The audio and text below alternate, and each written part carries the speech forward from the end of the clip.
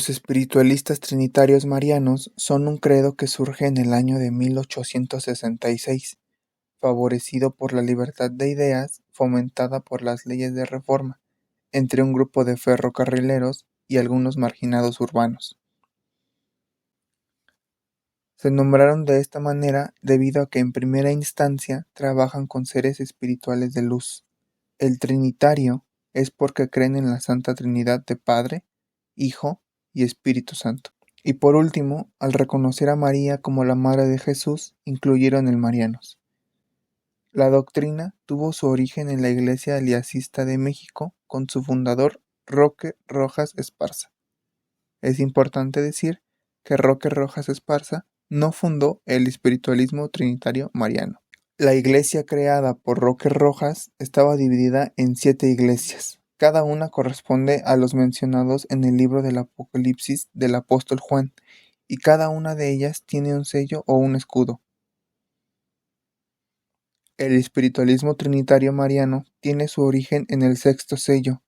En este designa a Ismael Corona Suárez como el jefe de este sello, llamado dentro de la jerarquía ser guía, y asigna a Damiana Oviedo Suárez como la sacerdotisa virgen. El trabajo de las sacerdotisas eran las únicas que podían transmitir inspiraciones divinas.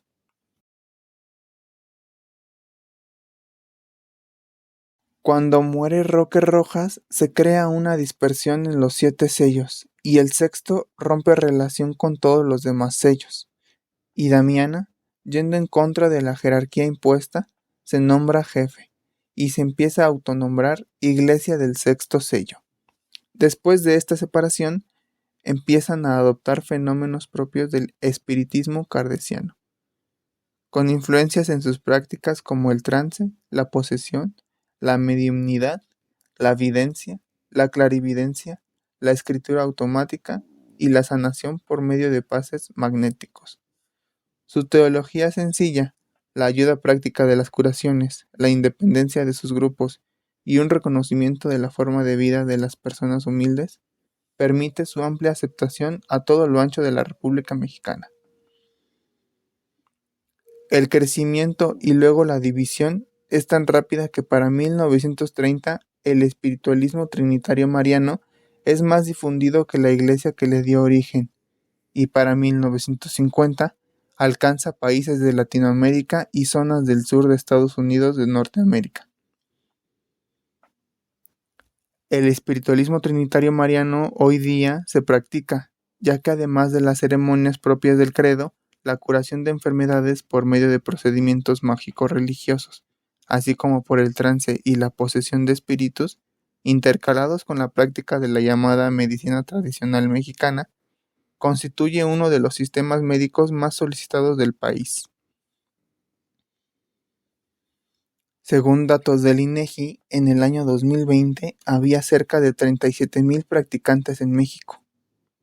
Los espiritualistas trinitarios marianos son una expresión de religiosidad popular debido a su arraigo en las tradiciones locales y su práctica comunitaria, ganando así una gran cantidad de creyentes en poco tiempo. Son una religión sincrética que combina elementos del catolicismo, el espiritismo y las creencias indígenas africanas. Su naturaleza popular se manifiesta en su accesibilidad, en la forma en que se integran en la vida cotidiana de las comunidades y en su capacidad para adaptarse a las necesidades y experiencias de la gente común. Además, su énfasis en la devoción a la Santísima Trinidad y la Virgen María resuena profundamente en la cultura religiosa de muchos practicantes, lo que contribuye a su popularidad y difusión en determinadas regiones. Del mismo modo, hay que aclarar algo desde un inicio, y que fue una observación por parte del ser guía con el que nos comunicamos, José Alejandro Muñoz, de 42 años, quien aparte de ser el ser guía en el templo, es licenciado en administración, y es que él mencionaba que los espiritualistas no son una religión, sino más bien podrían ser considerados una doctrina. Preguntamos el por qué, y después de investigar un poco, hemos descubierto que los espiritualistas trinitarios marianos son comúnmente considerados tanto una doctrina como una religión, ya que la doctrina se refiere a las enseñanzas, creencias y principios fundamentales que guían a este grupo espiritual en particular. Estas doctrinas pueden abordar temas como la relación con la Santísima Trinidad, la devoción a la Virgen María, la creencia en la comunicación con los espíritus y otras prácticas espirituales. Sin embargo, para muchos, los espiritualistas trinitarios marianos también constituyen una religión debido a que tienen una estructura organizativa, rituales, prácticas ceremoniales, una comunidad de seguidores y, en algunos casos, un sistema de creencias más amplio que abarca la moralidad, la ética y la forma de vida. Es posible que se les considere más como una doctrina en el sentido de que sus enseñanzas y creencias pueden no estar tan formalizadas como en algunas religiones más institucionalizadas, pero en su práctica y efecto en la vida de los seguidores suelen tener todos los elementos característicos de una religión. La fuerza de su instauración en el territorio mexicano y razón por la que ha sido foco de investigación para muchos se debe al tema de la medicina tradicional, sus sincretismos y conflictos que están muy presentes dentro de la conformación de los espiritualistas.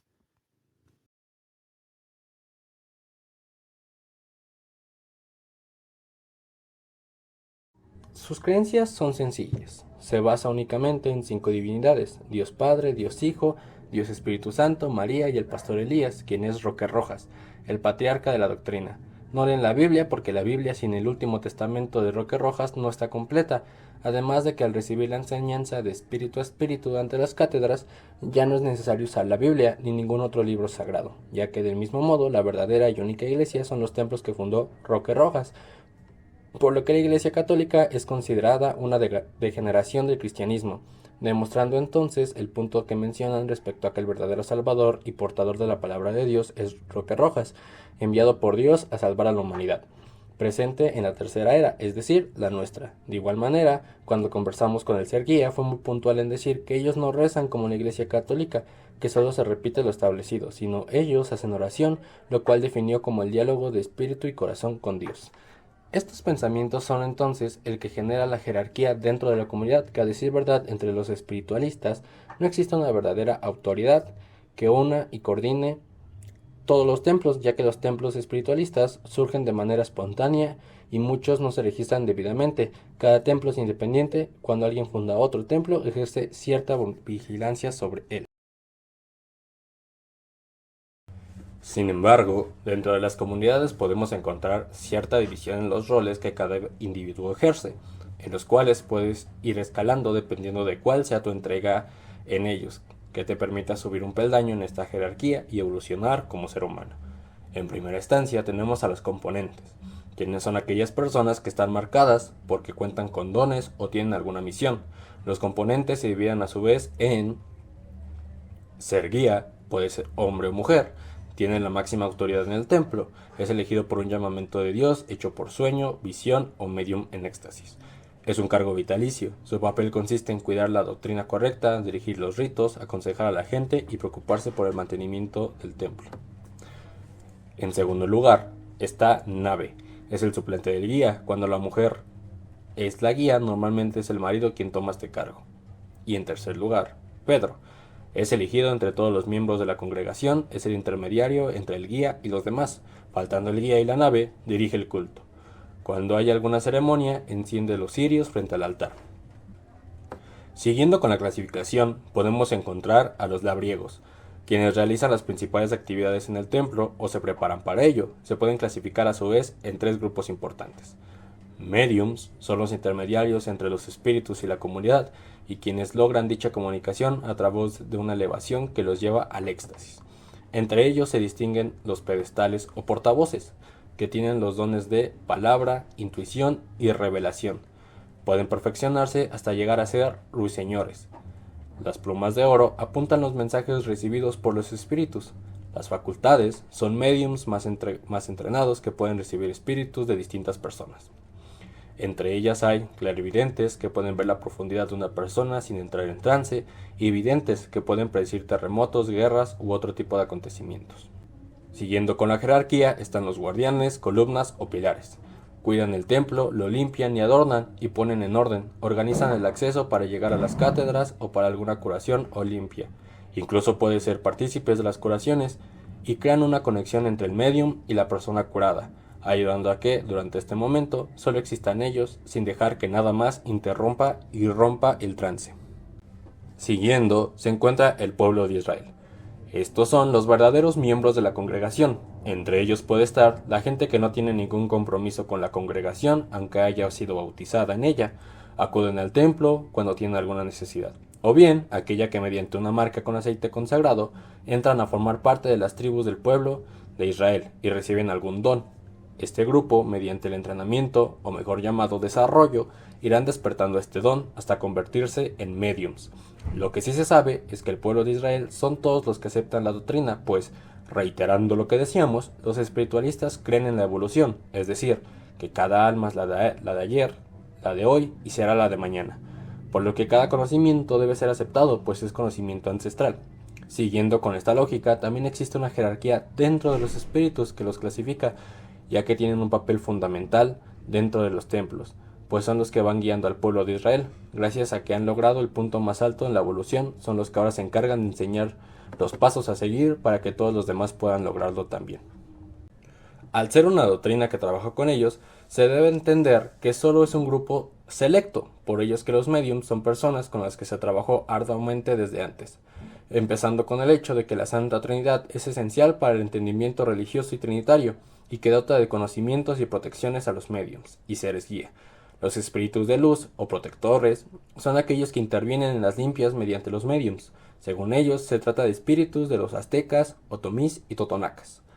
Puede presentarse también que extraterrestres, mucho más avanzados que nosotros, en el camino a la evolución. Aunque ellos creen fielmente que son más bien espíritus que en la antigüedad se dedicaron a todo lo relacionado con la medicina y por ello están dotados de conocimiento en esta rama. Estos espíritus se contactan durante el desarrollo, ya que la persona hace un desprendimiento a partir del cual los espíritus se manifiestan y te dan su nombre, y se trabaja con ellos a través del trance y realizan las curaciones. La siguiente rama de los espíritus corresponde a los espíritus de media o chocarreros. Están subdesarrollados en el camino a la evolución y por eso causan trastornos cuando se apoderan de los mediums durante la limpia. Al darse cuenta, los columnas intervienen invitando a los espíritus de media luz a retirarse para dejar lugar a los espíritus protectores, propios de los mediums. Y por último tenemos a los demonios, quienes son las bestias del apocalipsis, espíritus de oscuridad y tentación. A veces realizan posesiones colectivas, incluyendo a los mismos mediums, causando convulsiones, cambios de voz y enfermedades y sufrimiento. Dentro de sus actividades semanales, podemos encontrar una gran riqueza y variedad que involucran a toda la comunidad y sobre todo los hace conectar con su espiritualidad, que es parte fundamental de la estructura de su credo. En primer lugar, tenemos las curaciones, limpias o masajes fluídicos como también se les nombra, que se realizan los martes y viernes. Según la mentalidad de los antiguos indígenas, aceptada totalmente por los espiritualistas, todo malestar tiene un origen sobrenatural. Por lo tanto, todo proceso de sanación tiene que ver con el mundo espiritual. En este sentido, el medium toma el lugar del brujo o curandero tradicional. Eso explica el éxito del espiritualismo en las clases populares, muy ligadas a las antiguas creencias y prácticas indígenas. El guía dirige las oraciones frente al altar, mientras la gente escucha en silencio, llevando cada quien sus flores, hierbas, huevos, veladoras, jitomates, lociones, etc. Las columnas reciben a los pacientes y las preparan para la limpia. Mediante la imposición de las manos, las facultades proceden a desalojar los flujos maléficos. Si se dan cuenta de que el malestar es consecuencia de una brujería, una maldición o un mal de ojo, hacen una limpia. Según el caso, la limpia puede durar distintas sesiones. Los curanderos, que son columnas con el dol y el entrenamiento correspondiente, ayudan en la limpia, proporcionando el bálsamo a las facultades, chupando la nuca del paciente, haciendo masajes, entre otras actividades. A veces recetan tratamientos que pueden hacerse desde casa, utilizando diferentes lociones, hierbas, flores, jitomates, alcohol, sales minerales, etc., bañándose con jabones especiales o haciendo determinadas oraciones. Una mención especial merecen las operaciones espirituales o invisibles, donde intervienen los doctores espirituales, que son espíritus de difuntos mediante las facultades, es decir, los medios en trance o clarividentes. Estas operaciones se realizan utilizando instrumentos invisibles. A veces ni siquiera están presentes las facultades. Los encargados del templo ponen cerca del enfermo todo lo necesario para la operación: cuchillos, tijeras, pinzas, alcohol, etc. Durante la noche se realiza la operación invisible, para que la gente crea más fácilmente. A veces, al despertar, el enfermo encuentra algún instrumento manchado de sangre. Por lo que se refiere al aspecto económico, normalmente en los templos espiritualistas no se cobra por los servicios que se prestan. De todos modos, la gente es invitada a depositar sus donativos en las alcancías. La prueba de que les va bien está en el hecho de que los dueños de los templos fácilmente progresan en el campo económico, aunque muchas veces se dice que es una retribución gracias a lo que ellos hacen. Las cátedras son otro día de culto, y en las cuales hay una comunicación de Dios con la gente y de espíritu a espíritu, llegando incluso a encontrar dos diferentes tipos de cátedra. La primera es una cátedra más corta que solo se realiza los jueves y es una plática del pastor con el pueblo de Israel, y que se diferencia de las cátedras de los días domingo, 1, 7, 9, 13 y 21 de cada mes, ya que estas funcionan a través de las personas divinas, es decir, Moisés, Jesucristo, Elías y María, que vienen a enseñar al pueblo de Israel. Duran de 2 a 4 horas y tienen lugar los domingos, como si fueran una misa dominical. En los días que hay cátedras, viene el mismo Gran Jehová con María, por lo que hay oraciones, cantos, intervenciones de médiums que entran en trance y predican, una comunión espiritual, marcas para los feligreses de nuevo ingreso, bautismos, etc. Hay cátedras especiales para niños, para jóvenes y para quinceañeras. Se aprovecha también para la confesión, que se hace directamente con Jesús. Es un desahogo psicológico que puede llegar hasta el llanto y paroxismo. Puede intervenir el guía, que rocía a cada uno con una rama de flores. También, como parte de otra actividad, podemos encontrar un consejo, que es un culto especial que dura unas 2 horas, dedicado a la gente más comprometida, que son los labriegos, para que puedan elevarse, realizando un encuentro con los seres de luz. En un clima de gran silencio y devoción, todos esperan que los espíritus intervengan mediante las facultades. Cuando ya se percibe su presencia, entran los demás feligreses y las facultades empiezan a dar consejos a los labriegos para que se comprometan cada día más en la obra, asegurando bienestar si lo cumplen y castigo si no lo cumplen. Una oración del guía da por terminado el consejo. Otra actividad sucede los miércoles, donde ocurren los desarrollos. Los desarrollos son la preparación para las facultades necesarias en su desarrollo espiritual.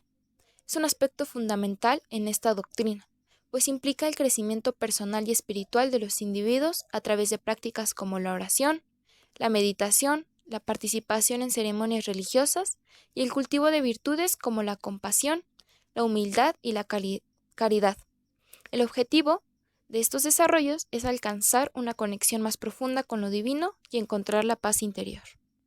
Y por último, los días sábados tenemos las doctrinas, que son para los niños a partir de los 9 años acerca del templo y las bases de la religión. Esto ayuda a fomentar el desarrollo comunitario a través de la evolución o profundización de las enseñanzas y creencias dentro de esta doctrina. A medida que la comunidad reflexiona, estudia y discute las interpretaciones y entendimientos de las enseñanzas, pueden éstas expandirse o refinarse. Todas estas actividades están plagadas de simbología, sobre todo en el altar, el cual únicamente puede estar dentro del templo. En primer lugar, por ejemplo, podemos encontrar el triángulo, que es el ojo avisor y se encuentra encima de la escala. Luego también podemos encontrar la foto del patriarca Roque Rojas, los 4 sitiales y por último, pero el símbolo más importante, la escala que representa la evolución del hombre. Esta escala se divide en 7 peldaños, que son los 7 sellos y las 7 iglesias divididas. Sobre todo, están representadas dentro del altar que es parte fundamental del templo. ¿Cómo está conformado el altar? El altar está conformado, como digo, es la escala de 7 peldaños, 14 floreros que representan las 14 atribuciones que le pertenecen a los sellos. Tiene 4 lámparas de aceite simbolizando al Padre, al Hijo y al Espíritu Santo. Una de ellas es roja, la que le pertenece a la Virgen. Una cruz en el 7º peldaño que representa la última evolución o el final, el ojo visor. Eres Elías, divino pastor, de la justicia el primer albor. Cuentas pendientes tenemos a ti y nuestra hora llegó de pagar.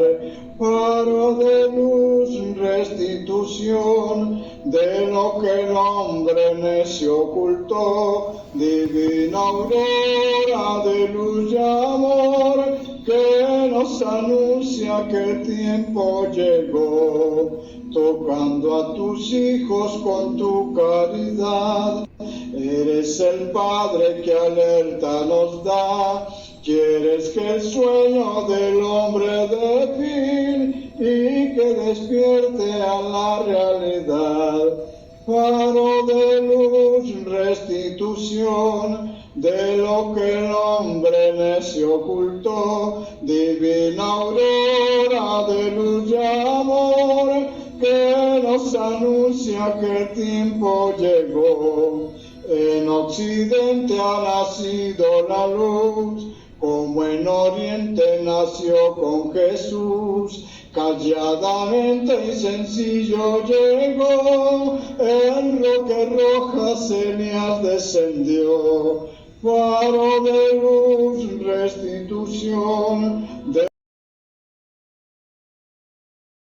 Pudimos acceder a un templo trinitario ubicado en Atizapán, exactamente en Arturo Oropeza López, en la colonia Emiliano Zapata, en la ciudad de López Mateos, en el Estado de México.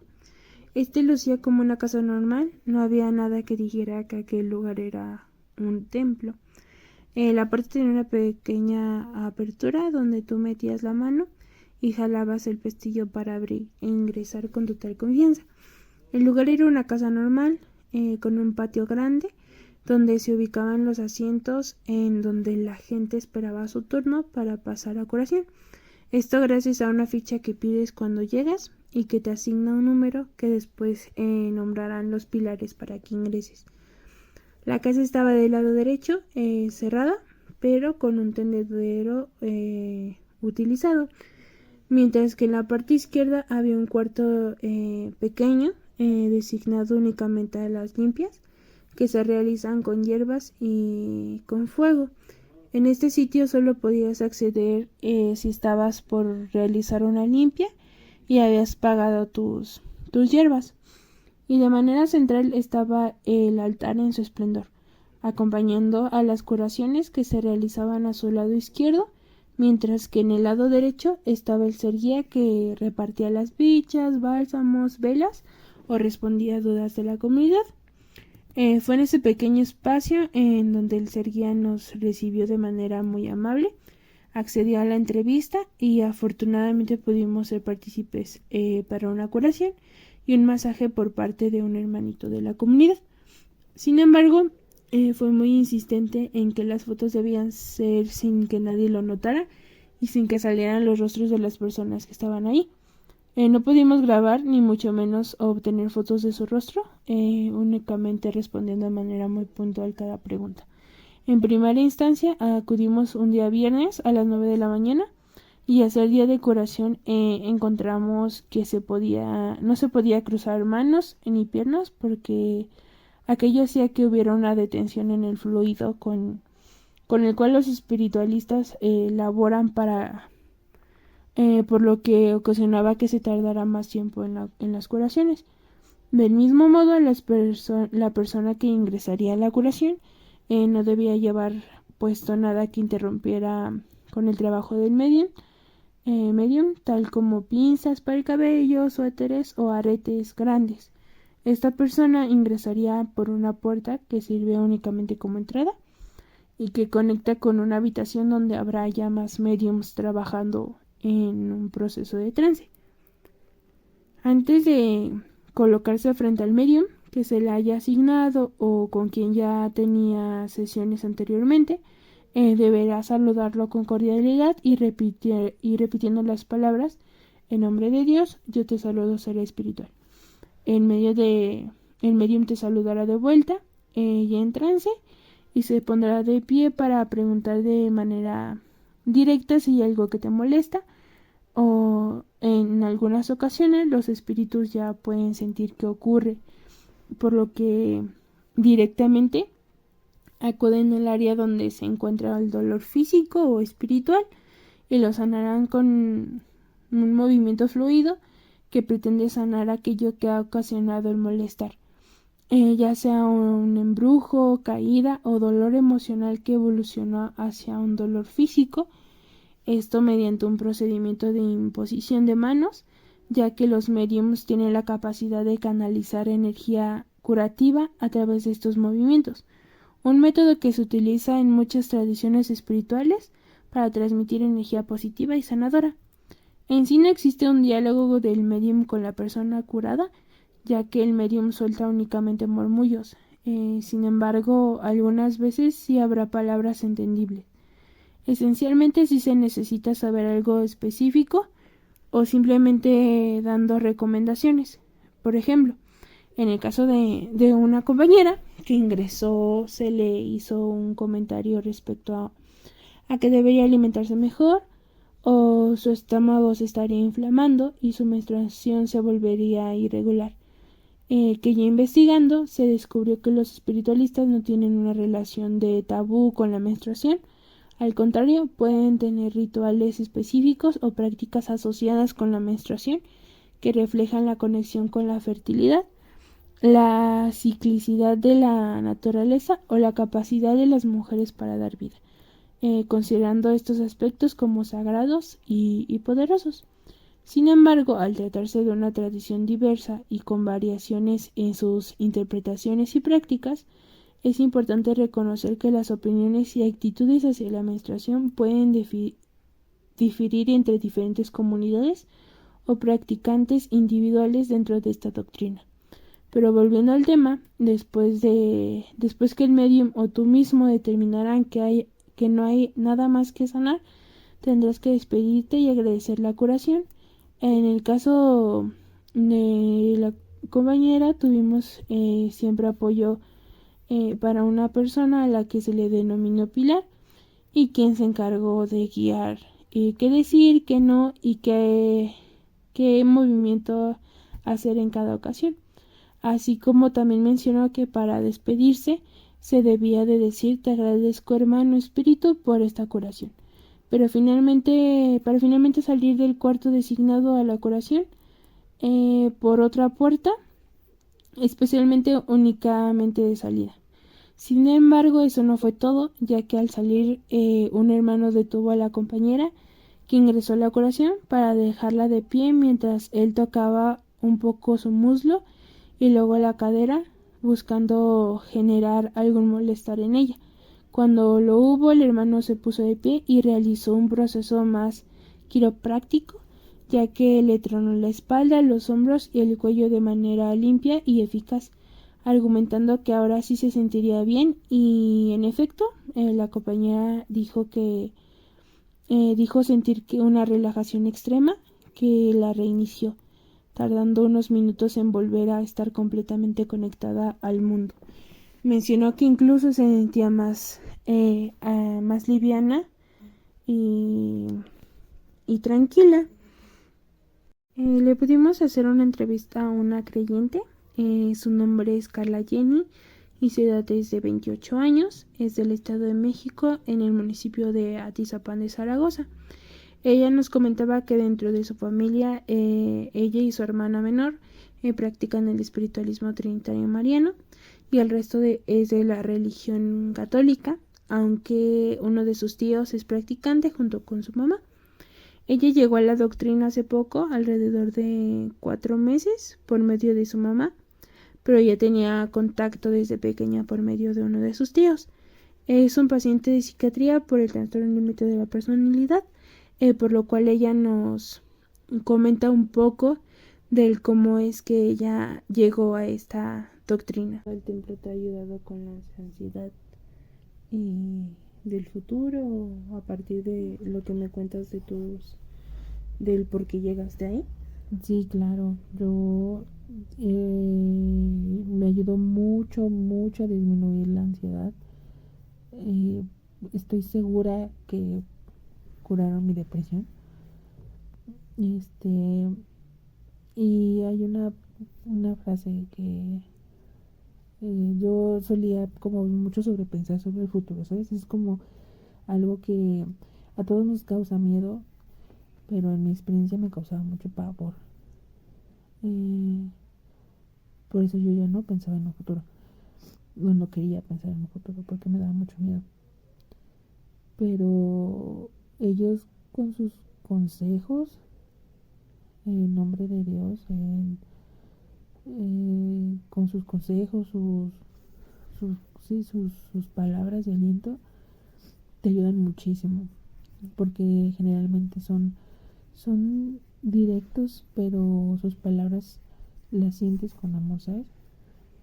Entonces, eh, justamente yo preguntaba por un futuro. Yo decía, o sea, ¿qué va a pasar después? Necesito saberlo, yo de verdad necesito saberlo, ¿no? Hasta que uno de los seres me dijo que que no se puede predecir el futuro. No se puede decir el futuro porque eh, el futuro es vida, o sea, es la vida misma, ¿no? Y Dios es vida.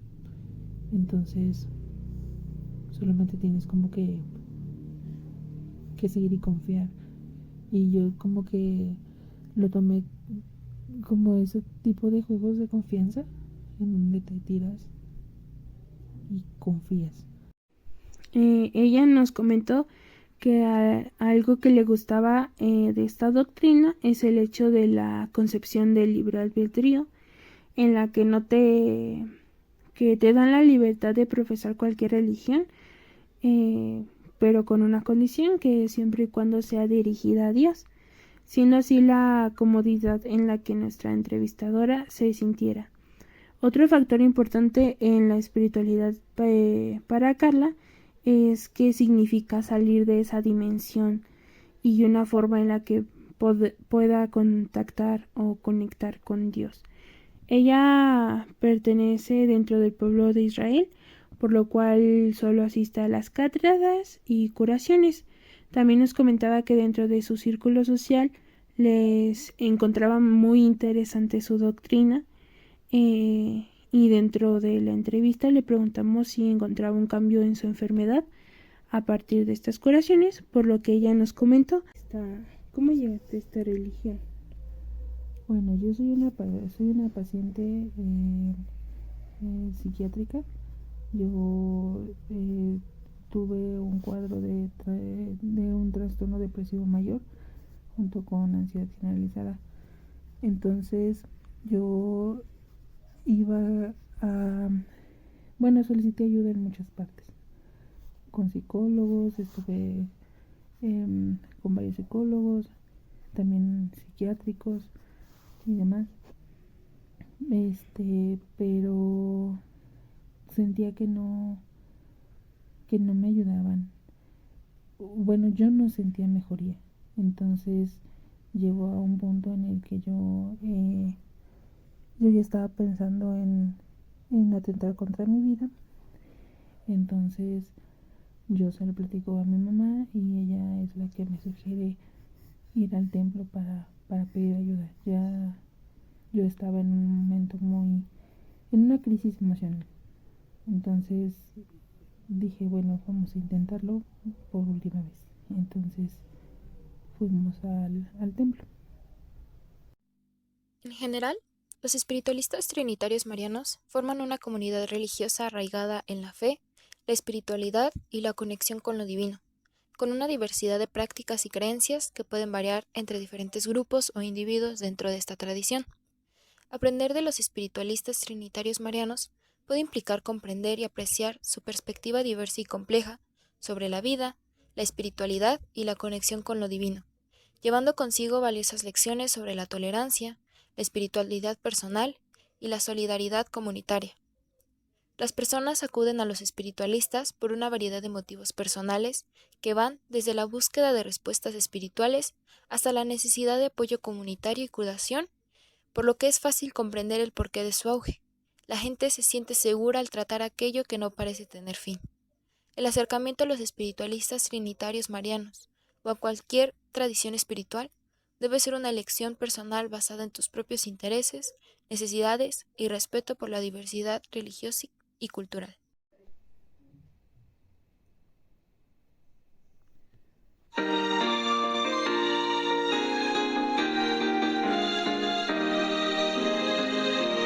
Aunque en esta vida falte riquezas, seré en la gloria, tengo mi mansión, alma tan perdida entre las pobrezas de mi Jesucristo, tuvo compasión,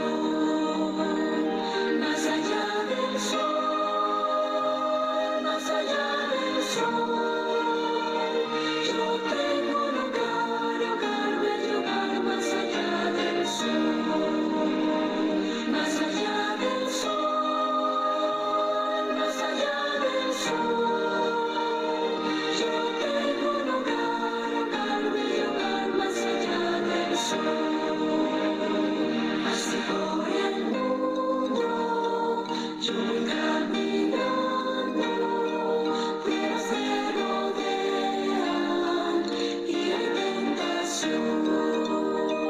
Pero Jesucristo, que me está